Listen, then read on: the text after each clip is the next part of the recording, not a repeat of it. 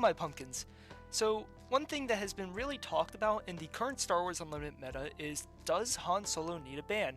A lot of people are relating him to Boba Fett, and frankly feel like he is just a bit too powerful and needs some type of errata or change or ban. So today we're actually going to look at some recent PQs and actually talk about, does Han Solo need a ban? He has done pretty well, and yeah, so let's get right into it. Alrighty guys, so here is the first planetary qualifier we need to talk about. This was the PQ in Paris. This is a very interesting PQ because it was 125 players, which is pretty large, and out of all the top 8, 5 Han Yellows made it. So this is very interesting because, for one, it shows that a lot of people are playing Han Solo, but does this actually mean that Han Solo is overpowered and possibly needs a change? Well, as you can see, also some of these other decks here, like Boss Green, and we even have Anakin Blue showing back up for one of the first times since the start of the PQ season, actually making top 2 and unfortunately losing to the Han Yellow. So this does definitely show that Han Yellow is very powerful, and a lot of people are definitely playing Han Yellow, but I don't think Han Yellow is truly just outpacing every other hero and is essentially like Boba Fett, where if you aren't playing Boba Fett, you're not playing any leader at all because you're just going to lose. Another interesting thing to consider is another PQ near Paris that took place actually had the opposite problem. There was 0 Han Yellows that, or even Han anything. No Hans took down this PQ in the top 8, and ultimately it was won by a Django Tarkentown. So it could be that the Paris just took all the Han players, and this other PQ near Paris ended up just taking all the other players, which is just an interesting thing to consider, but it shows that Han is not in every PQ. He's not taking down all these PQs like Boba Fett, where if you weren't playing Boba Fett, you're playing the wrong thing. It was either Boba Fett or Sabine. So I think these are some very interesting things to consider, and ultimately, is Han Solo powerful? Is he overpowered? Does he need a ban? Okay, so here we have the PQ in Melbourne, Australia. This was probably my most favorite PQ out of this week because we can see that a Gar Saxon Yellow ended up taking down the competition, beating a Han 1 Yellow, and followed up by a Ray Tarkentown and a Cad Bane, with also a Django Green, Han Yellow, Palpatine Yellow, and then Kylo Tarkentown in the top 8. This was an insane PQ. I think that this ultimately shows that, well, Han 1 Yellow is very good.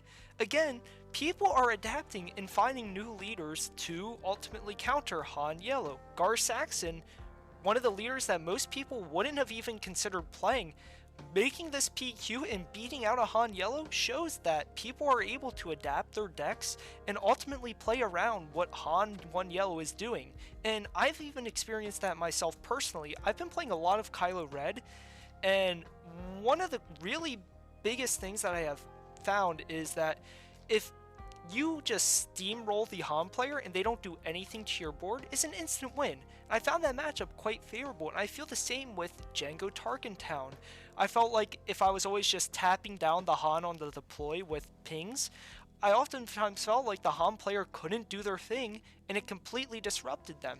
So there are ways to actually play around Han Yellow, and I think that just people need to get really used to that. I don't think he needs a ban. There are definitely ways to play around him, and unlike Boba Fett from the previous meta, there are, again, heroes that are beating him. He isn't winning all these planetary qualifiers, and of course, it could ultimately end up be just due to skill. These could be some really good players playing Han, and they're just making all the top 8s, which Han in and of itself is a difficult deck to play, and of course, there could be other decks that just have a better matchup, and people are starting to discover that. So I don't think Han Yellow is right now the end-all be-all best deck in the format. I think it's really powerful, and I think that people really just need to figure out how do they play around it. He can be very unfun to play against with the Tech DJ combo, but again, it's a thing in the game, and like Sabine, he's ultimately going to be one of those decks that you have to just play around. So ultimately, at the end of the day, he doesn't really need a ban, and don't even talk about errata's changes, because having a card changed based off of what it's supposed to be, as in what it says in the card, but it's actually, oh, like, hey, Han actually does 3 damage, not 4, which is what's written. That is horrible for the game. I don't think that anyone should even consider that as a change. I think that keeping the game how it is based off as printed is the ultimate best way to keep the game. And as we're seeing now in the meta, I think things are definitely starting to kind of stabilize, but ultimately we'll have to see in these coming weeks. There's still like 3 weeks of PQs left, and I'm very excited to actually see and also play in one of them as well. So yeah, if you like this video, please like and subscribe. I have a lot more talk videos. I'm working also on a couple project videos as well. I have one definitely ready to go out on the anniversary of Star Wars Unlimited, and I'm just right now working on another one. I'm not sure when that one's going to release, but I do plan on making more content now, and I'll see you guys in the next one.